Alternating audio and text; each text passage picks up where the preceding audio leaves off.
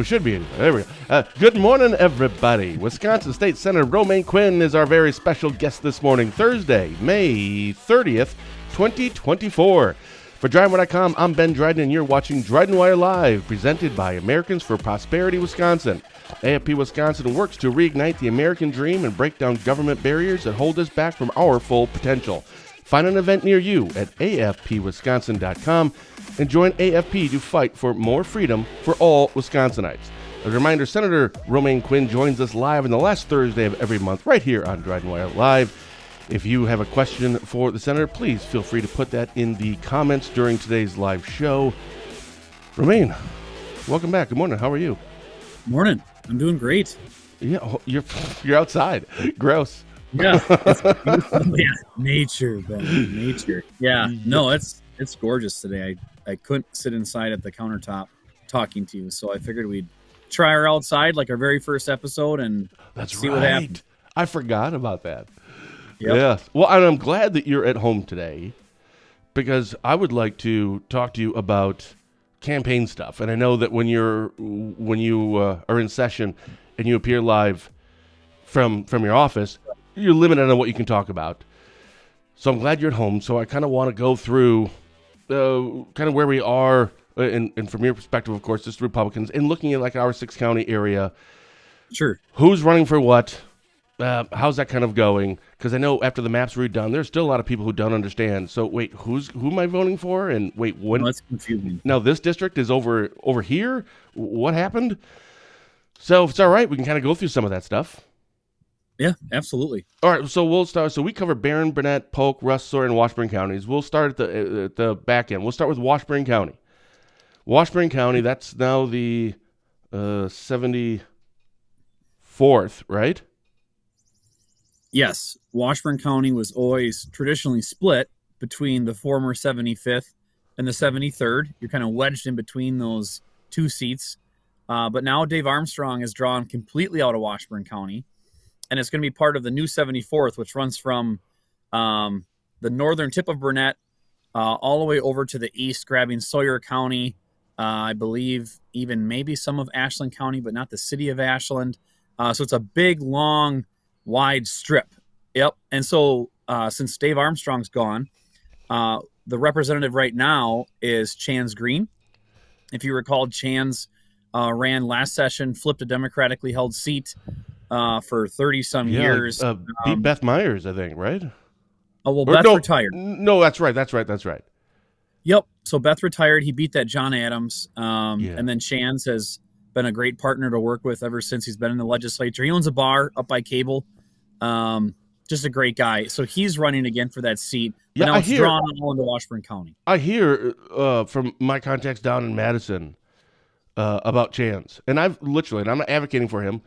I'm just saying, I've only talked to him once. That was like a phone call for half an hour 2.5, 3 years ago when I just called him because he was running. But it was the 74th back then, and kind of what it is now. It just covers like one small section of Sawyer, which is like, So I don't really know him. But all my contacts down in Madison sing his praises. They really do. Like, no, he's like legit. Yep. He is active. He's involved. He's engaged. So I hear great things about him. Yeah. No, he puts the time in. It's been a nice partner in our office because obviously we all work together on stuff, right? I have 3 state representatives within my Senate seat. And just knowing that, there's times that if I can't make something, Chance is there, or we do things jointly, it's easier to keep tabs on the district. I had a call from someone struggling with this issue. Have they called your office? Yep, already taking care of it. Here was the scoop. So there's a lot of interaction there between our offices, and he works hard. He's going to be tough to beat. He does have a primary. I don't think there'll be a Democrat running. Really? Yeah, it's a new red seat. So remember, right. So my state representative hat comes off, and now my, political hat comes on. Yeah. So remember when the Democrats complained that, these seats were rigged, so only Republicans can win. So they took Chance's seat, which was 50-50. He won by 50.6% or something. And they made it like 64% Republican now. So I'm sure Chance was happier than hell to vote for those maps. He's now in a Republican seat. So I don't even think they'll even run a candidate against him from the left. But he does have a primary. It's a gentleman from over by Exland, Scott Harbridge, I think his name is. He has come down to Barron County before, even supporting our former chairman during our complete mess of a show with our local county party. So that's all I really know him from, and so that kind of tells me all I need to know. But but Chance is a hard worker. The first time I met Chance, I was doing doors, and I hadn't even met him yet. He'd already declared. Gosh, we were both doing doors, and I don't know if it was Mellon. Might have been Mellon. So I'm going down the street, and I'm like, gosh, there's Chance Green lit everywhere on every house I go to. Well, then we ended up turning the corner, and here we are, both doing doors the same day, the same time, in the same community, on the same street. What are the odds of that, right? Yeah, so we got a chance to meet, and we've hit it off, and it's been great ever since. So. Is this so you are obviously the Senator of the 25th, and we'll get into your thing sure in a little bit. Is that like okay? That's normal. Like you can, I don't know if you can you endorse a candidate, like another candidate, or you stay away from it? But hey, I'll give you my opinion. How does that work? I mean, at the end of the day, I don't know how big of a deal endorsements are. Most people that vote in a primary are pretty engaged, and so they're already going to formulate their own opinion. But if someone asks me, I'm obviously going to tell them that I support Chance Green. Now, I might not agree with every vote he's taken, or I might not agree. Him and I aren't the same on, every issue. We're darn close on most stuff, but I know who he is. I know his character. I know he works hard. I know what he's done for the district, and that's something someone I'm happy to partner with. So why would I change someone out that I know works hard? All right. So Washburn and Sawyer is going to be the 74th district, and that is currently Chance Green, and it's got Harbridge spelling in the primary. So then Rusk County, that used to be the 87th Assembly District, and that was Jimmy Boy, but he announced that he wasn't running again. Is it still the 87th, or did they change the name of the district? No, it is changed. It is not the same number, and I'm not going to say what it is because I don't remember it exactly. Okay. I don't have that one memorized. I'll find out that one. And I think there's two people there because I ran press releases for two Republicans, their announcements. I can't remember the names off the top of my head because it was like a month ago. So so next door was Jimmy Boy. When I first got elected to the assembly, Jimmy and I were running together at the same time. I used to stop at his gas station over in Glen Flora every 2 weeks. They were on my Coca-Cola route, and I talked to him and Marty, and how's your campaign going? Good. How's your going? And we'd chat. So I love Jimmy Boy. He's just a great guy, just a great human being. So this new map forced Rob Summerfield and Jim together into the same seat. And so then Jim chose not to run because there would have been an automatic primary. So Rob Summerfield from Bloomer is running for that seat. And there's also Cliff Taylor. I actually drove over to meet him a couple weeks ago. He owns the nursery/brewery in Ladysmith. It's called Colonial Nursery. I mean, it's genius, right? Your wife can go shopping for flowers while you have a beer. Oh, see, I'm thinking I'm sorry. I was thinking like nursery, like daycare, something. I'm like, what? In the brewery? No. Like, that's so bizarre. That's a weird connection for two businesses. Get in the Jeep. Jerusha and you take a trip to Ladysmith. Okay. She can buy flowers, and you can sit and have a beer and watch her buy flowers. She would love it. In the same building. Yep. So he's running, and I've obviously known Rob Summerfield. He got elected the same time I did. His family owned a supper club outside of New Auburn, north of Bloomer. Very nice guy, young family, works hard too. So that's going to be an interesting one to watch because the seat is a lot different. It's not, a bulk of Rob's old seat. And Cliff is kind of seated in the heart of it in Ladysmith because it goes from Price County all the way down to Chippewa County.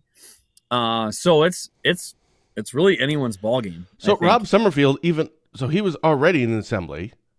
Yeah. Yep. But so because the maps got realigned and Jim he's kind of like the incumbent. Yeah. And there's been already arguments about that.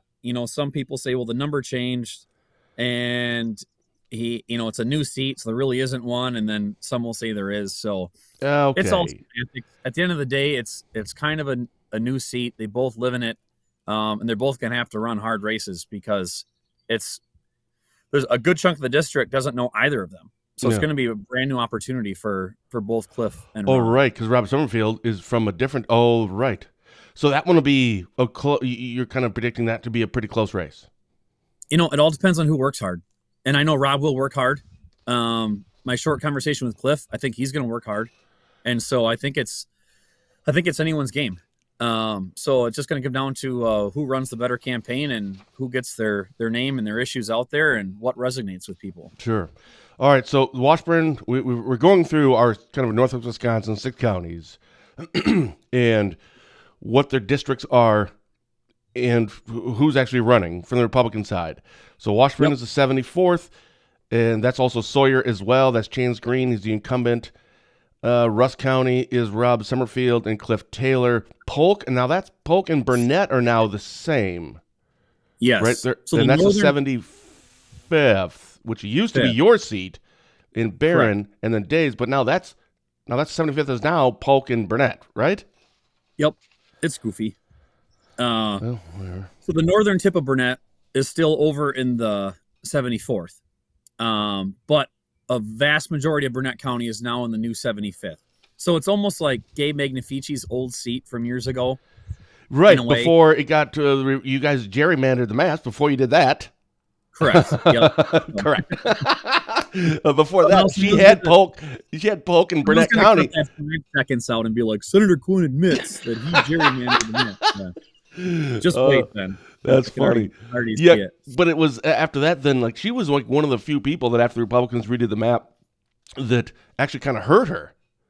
Now she was still in a relatively safe district, but she lost pretty much all of Burnett. I think actually all of Burnett she had lost, and that was the 28th Assembly District, but it's no longer the 28th. It's now the 75th. Which was my seat in Barron County. That's so weird. Yeah. It's so weird. So that is this. What? Yeah, in that seat, there's 3 people running now. Yeah. Duke Tucker, I know, is running one of them because he was actually on a show a few weeks ago. Yeah, holy cow. That guy's really easy to like. Yeah, I mean, and his name's Duke. It's like perfect for politics. I know. Like Tucker, America, freedom, done. Right. That's just fantastic. Right. And then Neil Klein, actually, he's going to be on a show. He's going to be on our show, I think, a week from today, actually. Neil Klein will be joining us. And he's been on the show before because he actually ran, what was that, 4 years ago, I think, in the 29th Assembly District. That was the one that Clint Moses won. Maybe it was 2 years ago. Yes. 2 or 4 years ago. I can't remember. So now he's running there. So he'll be on next Thursday. And then there's a Calhoun. I don't know his first name. I don't know anything about him. He hasn't reached out to come on for a show. I don't know anything about him. But those are the 3 in the 75th, that's my understanding. Yep, you're right. So I didn't know Neil from Adam. I think he worked for former Senator Sheila Harsdorf, who had the seats over there for a long, long time. Mm-hmm. Nice guy. First time I heard him ever speak was at the Polk County Republican Party. Did a nice job. I think, if he works hard, he could perform well. Jay Calhoun, I'd never heard him speak until I was up at it's a Freedom Up North group.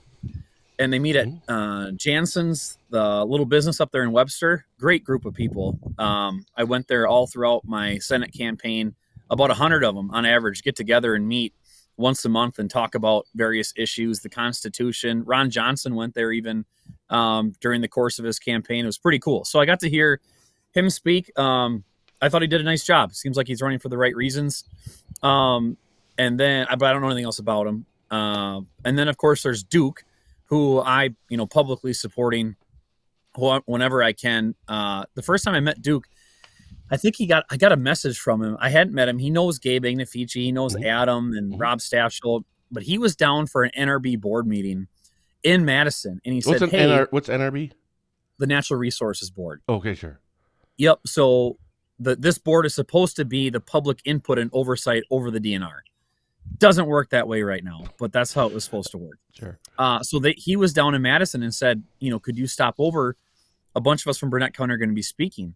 And so I had never met with Duke, didn't know who he was, what he was. And so Michael and I, my chief of staff at the time, went to that meeting and listened to these people where basically the DNR up in Creeks Meadow is raising the water level too high and it's flooding people out of their homes. And the DNR is saying, nope, not us. Even though they've got their own private wells to test that when they raise the water level on the other side of the road, the water level goes up on their side of the road, which obviously water does not stop at the road. It goes under the road. And so here these people, as I've come to find out, they've been fighting this thing for years. I've met someone who literally walked away from their home, had 2 feet of water in it, couldn't get any compensation for it. DNR said it's not our fault. And they literally walked away from their home up in Burnett County because of the actions that's happening in the Crex Meadow area. So here, I finally get to know Duke. And, he's not a water biologist, but he lays out this whole plethora of information. He's been working on this for years. He doesn't get a dime for it. He's just fighting for his neighbors. And so him and I have been in contact over this since I got in the Senate. And I will tell you, I've never met someone more tenacious when they're onto something. He's like a bloodhound. And I'm like, gosh, the DNR is going to hate it when you get elected. So I cannot wait. They are going to hate when Duke gets elected. So, yeah, he's just former military, straight-up guy, just a patriot, runs the American Legion up in Grantsburg. I mean, he checks all the boxes. He's just a great human being. So I think he'll do well in the legislature, and I can't wait to partner with him on some of this stuff. Sure. So that leaves us to, we have the Washburn and Sawyer is the 74th. Rusk, we don't really know what assembly district that is, but we'll find out. Polk and Burnett is the 75th. So then that leaves Barron. So Dave Armstrong, last I heard, he hasn't sent a press release saying he's running for re-election, but last I heard he was running, right? Yep, he's running. And now that's the 60-something. It's in the 60s. 67th. 67th. And now that's going to be Barron. What else does that cover? I mean, I really don't care that much. I just want to, focus on the 6 counties that we cover. But what does the 67th cover now that he lost a lot of Washburn? So he lost his third of Washburn, and he basically swapped it for like a third of the northern part of Dunn County. So basically, Dunn County? Dunn County. Yep. That butts Barron County. Okay. All right. So Dave Armstrong, and he is running again, right? Yep. So that Boyceville area up to Barron County. Oh, okay. I can picture that now. Boyceville. I know where that is. Yep. All right. Does he have a challenger? Yeah, we found out a couple weeks ago that, if you recall our issues with the former Barron County Republican Party. Yes, I do. Someone in particular, yeah. That is, by the way, my favorite storyline of the last 9 months has been that. We've talked about on the show. It's like Keeping Up with the Kardashians for me, because I don't watch that show. Sure. But that dumpster fire, that tire fire that was I cannot put into words how enjoyable that was to watch this from the outside, because I wasn't a part of it. So that was great. Yes, I do remember that. Wait, why does that have anything to do with Dave Armstrong? Because the gentleman that destroyed the party is now running against Dave. Shut up. Yeah. So that'll be a fun one to watch. I don't know who that guy is, but if he's listening, please keep doing what you're doing. It brings so much entertainment to me. Oh my goodness. It just never stops. I'm glad you're happy about it, Ben. So that's fantastic. A lot of us thought we were putting that chapter behind us, but apparently there's gonna be one more crack at it. So so I'm gonna make no bounds about it. I'm gonna work and do everything I physically and financially am able to do to make sure that Dave Armstrong wins his seat. Now, again, I don't agree with every vote Dave's taken. Him and I aren't on the same page necessarily on everything. I'm aware of several of those that you guys weren't, but it was mutual respect. Just, that's how it's supposed to be. Right. It shouldn't just be all Republicans vote all the same way every time. You're supposed to have individuality. And the difference is Dave has integrity and he's honest. And when he says something, he'll do it, and he's not going to turn around and scheme behind your back right after you walk out of the room, right? So you might not agree with Dave, but Dave will have a conversation with you on why, and maybe he'll change his mind, maybe he won't.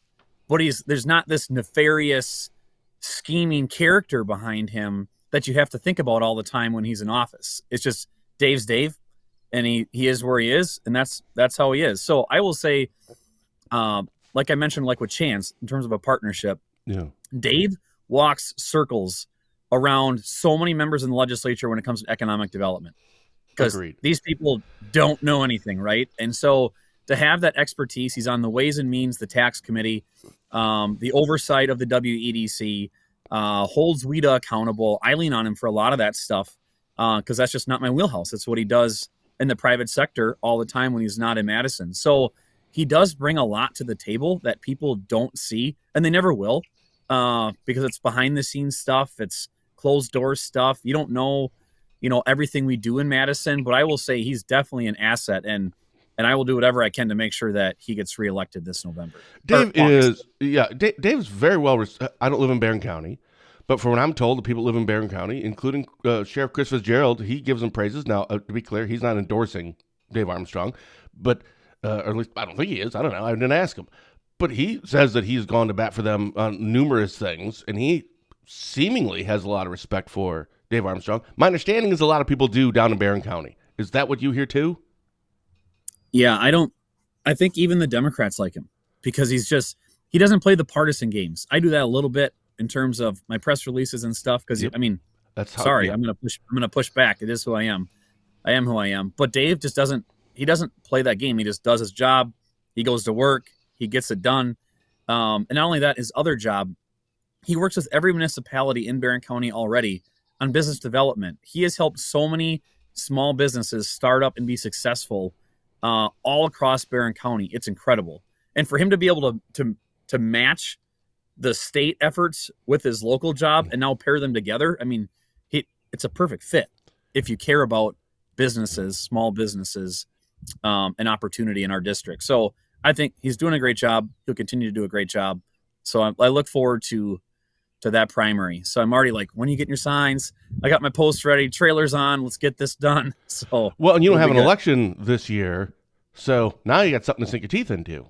If you're that passionate about it, which that's really ultimately what it is. If you have a candidate, and by guy I don't mean a male, I just mean your guy, and you want to get behind them, volunteer, help, support, go knock on doors, put signs around. That's what you're supposed to do for anybody. That's how it's supposed to. And just to be clear, for people who don't know, Dave Armstrong is the executive director for the Barron County Economic Development Corporation, right?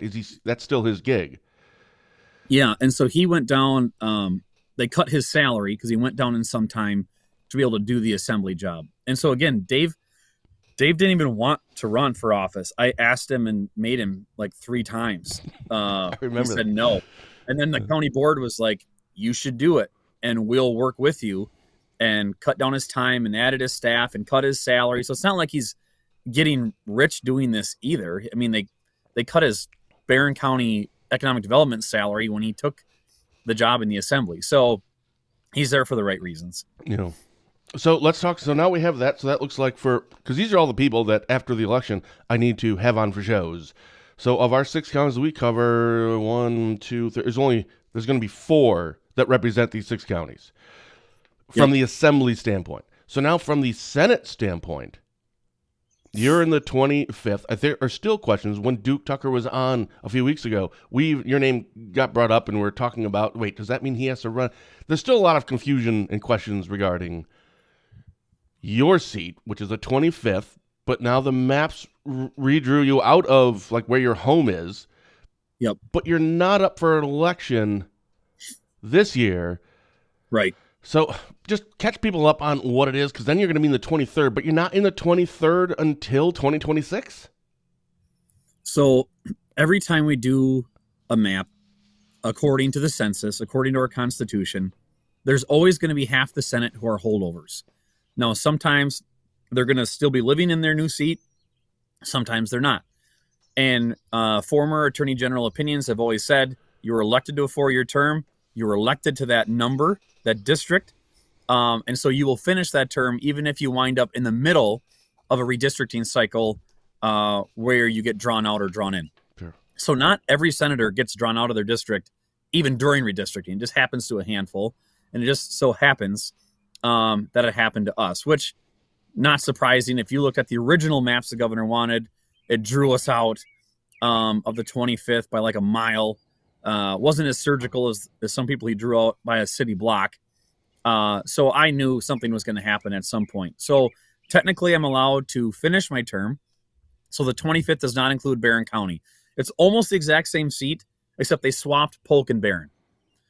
And because Barron and Polk County are almost identical in terms of population. Everything. Even in partisan makeup. It's almost identical. Yep. So they swapped that out. So I'm still senator for the 25th, which is Polk County up to Superior and on over. Unfortunately, the new 25th didn't include Price County, but it's goofy. Sorry, the mosquitoes are out this morning. Huh. So it's weird because Senator Jesse James is senator for the 23rd. He's been on the show before. I like that guy. He's a cop, right? Yeah.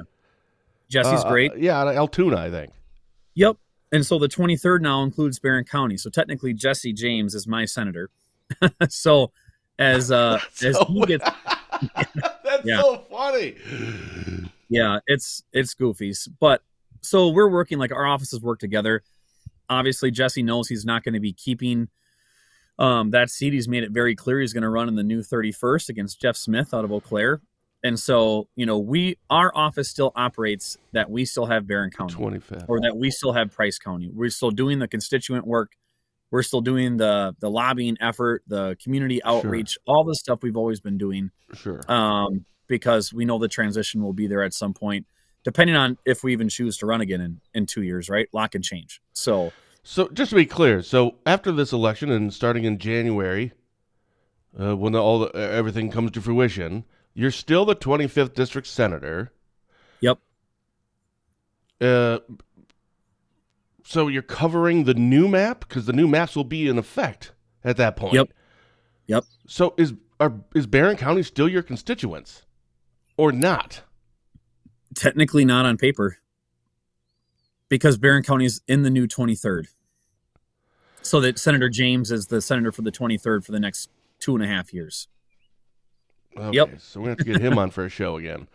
Yeah, and it's worse in other places. I think Senator Ballwig, she got drawn into a seat that's only like 30% her old seat. Mm-hmm. And she's up this cycle. I'm not up this cycle. She is up. So, and which is just a shame because, she's such a classy person. She works so hard.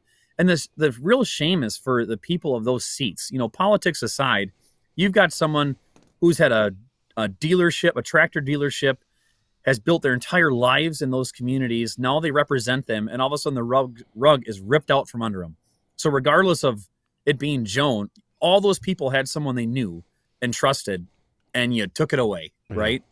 So that's the shame. It's really not about me or Jesse or Joan or whatever, but the people who got to know the representatives, and then those relationships are just thrown in the trash. It's just unfortunate. All right. So of the Barron, Burnett, Polk, Russ, Sawyer, and Washburn counties, starting January, whenever, when all the new maps going, what's that? Clear as mud. The whole situation is clear as mud. Pretty much. So you're going to, so the 25th will cover Polk County, so you'll be the senator there. Anything, do you have Washburn, Russ, Sawyer, Burnett, or Barron? No, not Barron. Which other counties do you have then? Burnett, Rusk, Sawyer, or Washburn? Yes. Which one? Yep.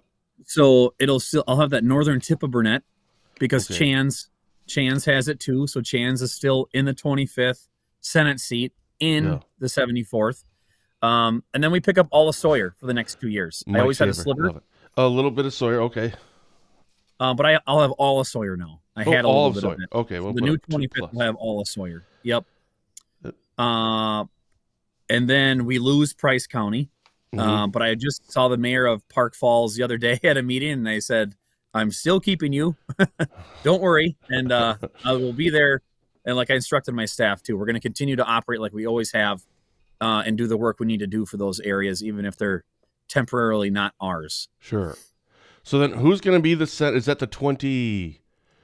So that's the 23rd we're talking about. So the 25th then would cover.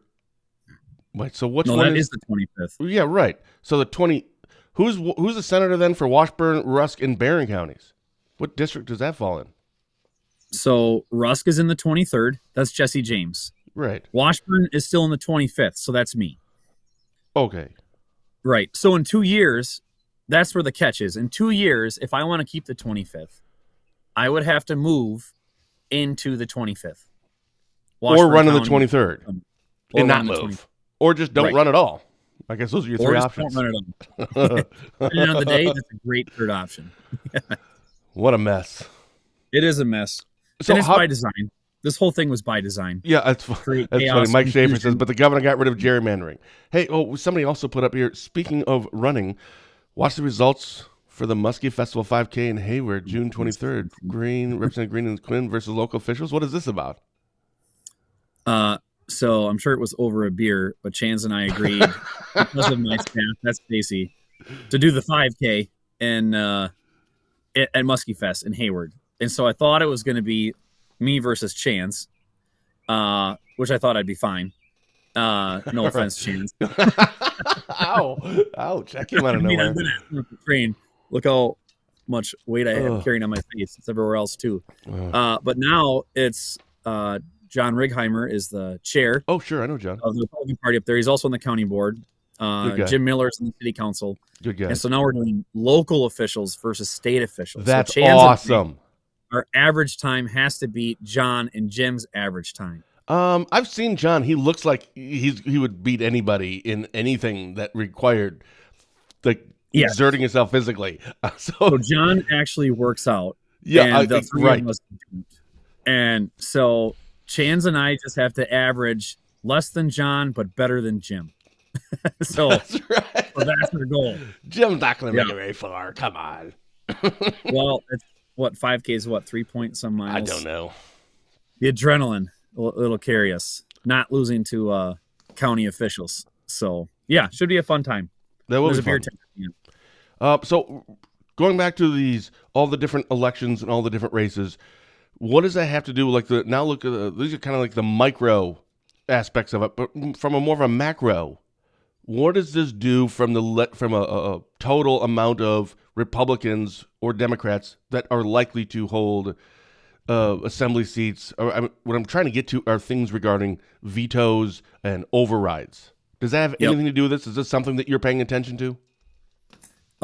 Yeah, so it'll be very hard for the Senate to hold our veto-proof majority. Oh, shoot. Sorry, Jim was watching. Dang it.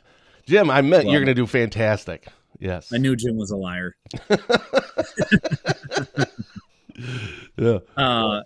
So, yeah, sorry. The Assembly's going to lose quite a few seats. I don't think they'll lose the majority. Because remember, they paired a lot of incumbents. They drew incumbents into new seats that no one knows them intentionally. So there's a lot of seats that are extremely competitive, which competition is fine.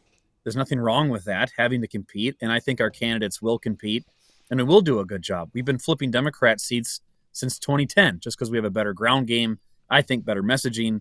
Obviously I'm biased, and we recruit good candidates. Just normal people.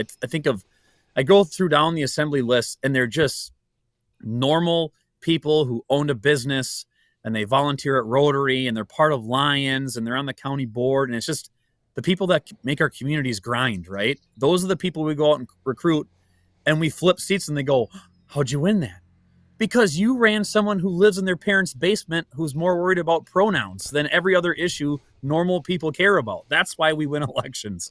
So hopefully now that our seats are even tighter, the other side doesn't go recruit normal people, because they've got a good shot at flipping a lot of these, unfortunately. And we just don't have the money. We can't compete. I think right now the state Democratic Party is sitting on 20-some million. 80+% of it has come from California, New York, Illinois, out of the state. And our groups in state just can't keep up with that. So we have to just have a ground game that works twice as hard. And we will, but it'll be close. Now that you're not in session right now, is there anything still? I do know you've talked about this in the past, that you still have either get together for a caucus meeting or you still have communications with multiple people. We're coming up on that summertime where there's parades. I saw that you were in a parade recently or over the weekend. This is that kind of the time of the year that this is just what politicians do. But is there anything actually going on down in Madison? Is the governor, because there's a lot of things that you guys have gotten done, so now the governor will take action on. Right. So we were down just this last month to do some veto overrides. I think I issued a presser on that. We came back in to try to get the money out the door for the Eau Claire hospitals, trying to bolster our emergency room services with the recent closures and Prevail leaving our area. And then we also wanted to get the money out the door to help people that have PFAS contamination. Again, we negotiated in the budget. Here's what I love, just a snapshot for people. So let's take the PFAS issue for 1 minute. I know we're getting close to our time. So let's take your dad for an example. He lives outside of Shell Lake, surrounded by farm fields, lived there forever.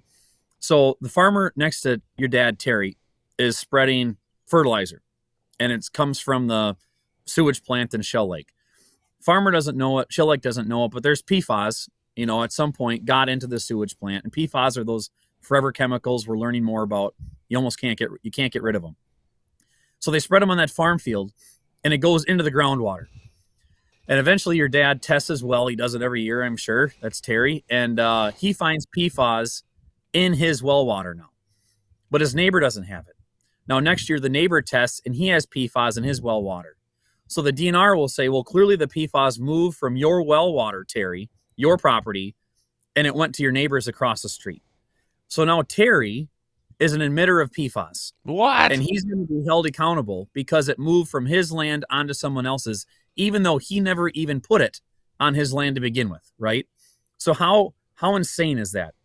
It's just dumb, right? We're not going to penalize people who didn't even know they had PFAS, because once it moves off their property, they're now an emitter. They're a polluter of PFAS. So we passed a bill that said we're going to set aside $125 million in the budget. Governor wanted 100. We put 125 in.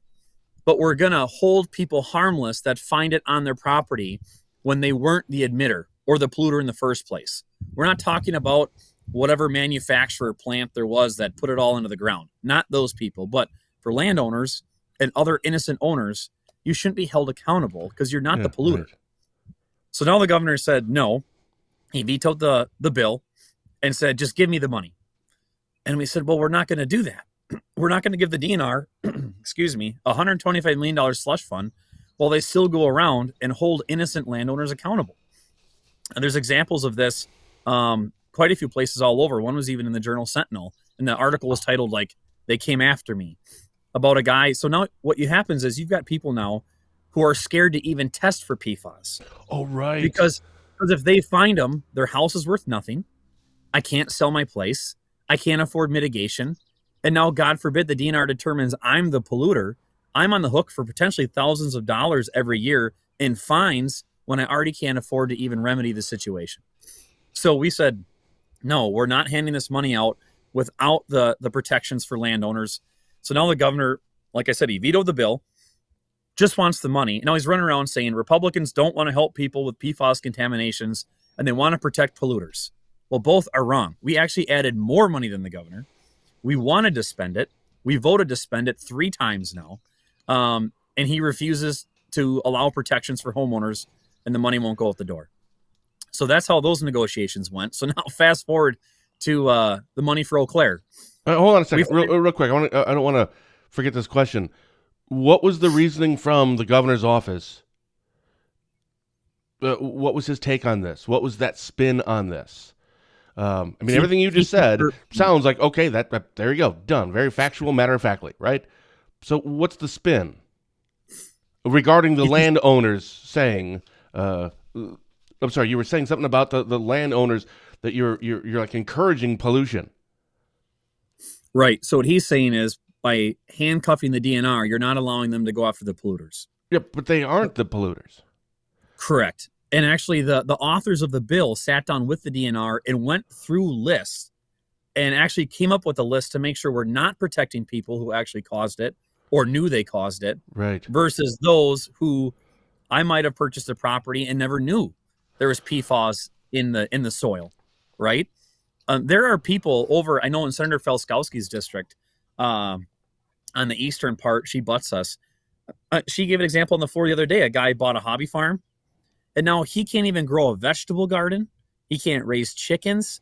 This life that he envisioned for him and his family, because there's PFAS, not just in the groundwater, but in the soil.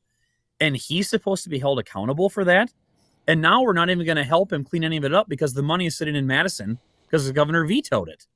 And then turns around and says, you guys didn't give us the money. It's like, and of course, then the Associated Press and the media will carry the water for him. Republicans are evil. They hate people and clean water. I've seen those stories. Yes, I see They those. want you all to die. Yes, so, yes. Right. There's the story. Yeah. You're in real estate. That's kind of your side job because most people that are in the assembly or in the Senate, it is a year-round job, but most have other jobs, and you kind of dabble in the real estate world. Is this something from a real estate standpoint? it's kind of like getting, the soil tested. You had just said that somebody bought a hobby farm and then found out. Yep. Is this something that people should be, if you're interested in buying a home or a property, or especially out in the country or land, is there like a separate test just for this? And you make sure you get that test done before you purchase? Is that a thing, or has it always been a thing? And so it's definitely a conversation we're having right now. It's probably something we're going to have to add in our condition report, in our disclosures, and something to maybe even add to our offer to purchase. So yeah, a lot of times there are subsoil testing contingencies on vacant land offers, but people don't really do them. But now that this is coming to the limelight, I mean, your property could literally be worth nothing. right. And so it's going to be something just like, we check for internet now. If I don't have internet, I don't want to buy the house. We're probably going to be checking a lot more for PFAS now than we ever have before. All right. You were going on to the next? Oh, so same situation in Eau Claire, right? We find out in the news like everybody else that Sacred Heart and the Purveyor clinics and St. Joseph's are closing. No heads up whatsoever. So we're in a caucus a week later. What do we do, right? The fallout from this is real. People are literally going to die because they're not going to get the care as fast as they previously had. When you talk about just from the EMS services, all the way down the line through treatment, through mental health, you name all the gaps in care that we're going to have in the Chippewa Valley. So if you remember, we set aside and fought over $15 million back in the day. It seems like forever ago to build more psychiatric beds in the Chippewa Valley area. So Republicans under Senator Kathy Bernier set aside $15 million to build onto St. Joseph's to add psychiatric beds. So when you chapter 51 someone in Spooner, you're not taking them all the way to Winnebago. Hopefully there's a bed for you in Chippewa Falls. And we know the problems that happened because of that. So the money was never spent. It was already earmarked. It was sitting there. They never built on because we didn't know, in financially dire straits, and now they closed. So Senator James and myself, but it was Jesse's idea, authored the bill to take that $15 million that we already had, quote unquote, spent, still sitting there, and earmark that for the emergency rooms that are still open in the Chippewa Valley. Marshfield Clinic, Mayo Clinic, because we know people are going to have to go somewhere. And so we said, let's take it. Let's fast track this bill. We put it on the floor. We got it through. We got the assembly to go with it. It goes to the governor's desk and he vetoes it because now he wants to spend the $15 million on other services besides emergency rooms. But the problem with that is he also put in language, and it's right in his own DHS's letter, that we want to open it up for the western Wisconsin region. So this money could wind up in La Crosse. It could wind up in Superior. It could wind up in Spooner. Great for Spooner. I think Mike Schaefer even messaged me and said, if you leave it in there, we could even apply for that. But the point is, the hard-hit area of the Chippewa Valley needs those services. That's what it was for. Absolutely. So we said no. So the governor, again, he vetoes the bill and then says, just give me the $15 million. Governor, that's not how this works, right? You negotiate language. You come to an agreement how you're going to spend it. You don't get to say no and then get 100% of what you want. And so we gave him another opportunity. We voted to override the veto, but not one Democrat in the assembly will vote with us. And so it died in the assembly. So right now we've got $15 million. It's unspent. It's sitting in Madison. And we voted 2 or 3 times now to get it to the Chippewa Valley. And while the governor runs around and says, Republicans held up your money. Look at those guys again. They don't care about PFAS. They don't care about the money for Chippewa Falls. He did this to some literacy funding too. And then the media carries the water for him and Republicans are the bad guys. But, I'll take the heat for it. But at some point, you just don't give in to a bully. Like, that's not how negotiations work. We're a co-equal branch of government. And if you want money out the door, we hold the purse strings, negotiate. Don't veto, run around the state and throw egg on our face and then try to call a special session to make us come down to Madison when you didn't even ask us ahead of time for a meeting. Like, that's not how this works. So I don't know what's going to happen with those. But I kind of wanted to set the record straight that Republicans earmarked and voted for more money than he even asked for multiple times. And he stands in the way of that funding going out the door. Is it election season political posturing? Why? Why do you think? I'm sure it's some of it, because if you go to the Green Bay area, they're affected quite heavily by PFAS. They already screwed up 3 Senate seats over there. So Senator Winberger, the author of the bill, if he would have signed it, Senator Winberger would have had a huge win. Well, so would the state of Wisconsin and landowners affected by PFAS. So don't let him have a win. Veto the bill, sit and ask for the money, and then blame Eric for the money not going out the door, even though he drafted the bill to get the money out the door, right? So it's partisan, but unfortunately, it's literally people's lives. In the Chippewa Valley, it's real lives. I think the county board chair, Chippewa Falls, estimated actually how many more people are going to die early because of the slowing of services in that area. And you might not know it. We'll look back and say, okay, grandma couldn't get to the hospital as fast. It took 45 minutes instead of 20. Did that make a difference in terms of when she was having her stroke? Absolutely it will. But how do you quantify that? And so that's the scary part. I think Mayo Clinic just told us they're seeing 60 some more patients a day in their emergency room department. 60 more a day. That's like crisis mode, right? If 60 people just walked into your emergency room on top of your average daily care, that's a big deal. So why are we not getting that money to them yesterday? Politics. That's all there is to it. Mike Schaefer, who people don't know is the Spooner Health CEO, the governor wants to take the money the legislature approves and let his unelected bureaucrat decide how it is spent. The parks in Douglas County are other examples of him keeping the money and let his people decide where it goes. I'm unfamiliar with the Douglas County Park. I forgot about that one too. So Angie worked her butt off, secures, I don't know, 4 million for the Pattison Park. Oh, I do remember that now. What was the other park? I don't have my budget brain. We've talked about it on the show. I remember that now. Comes to Superior, looks the Superior telegram in the eye, and says, I support that money for the parks. Yes, and then vetoes it like 2 weeks later. And I'm like, okay, I get you lie to me, but you literally looked at the newspaper in the eye. We have it on video. I support that money for the parks. Just kidding. Just not your park. Somewhere else in the state needs it more than you, northern Wisconsin. So, yeah. Is that the frustrating part about is getting the right message? I mean, some people who are listening to this may say, well, no, this is just your spin. Oh, it's Quinn's spin. We need to bring that back. And they're going to think that, right? Of course they're going to. Yep. So how do you get through that? I'm not trying to put it. I mean, you are obviously Republican, and you were saying things that are pro-Republican, and you're ripping on a Democrat. How can people really take you seriously when it's, well, come on. He's a Republican. Of course he's going to say things that make him look good. How do you break that barrier down and say, no, I'm actually just giving you the facts. I'm not putting any spin on this. Or is that just, it's an impossible fight? Both. I mean, this one should be simpler if someone steps back and says, okay, what was in the budget? What were the votes? What was in the actual language that the governor doesn't want? Read the bill. Read the analysis from our attorneys. Listen to the floor speech from the guy who wrote the bill. Senator Coles, widely respected on both sides of the aisle, very much a pro-environment Republican, has been in office for 30 plus years over in that Green Bay area, did an excellent job laying out the terms of the PFAS bill on the Senate floor. Didn't move the needle at all because, we got no bipartisan vote on it. So I mean, don't take my word for it. Happy to give you the language, the votes that were taking place, all those different things. But yeah, there's always going to be some of that, right? Just that's the nature of the beast that we're in. Romaine, it's always a pleasure. Thanks for walking through. Oh, Dan Fitzgerald says, great job in explaining all the new alignments. That was the first part of our show that we went through that. Yeah, thanks for that. Anything else you want to make sure we want to talk about that we didn't get time to talk about?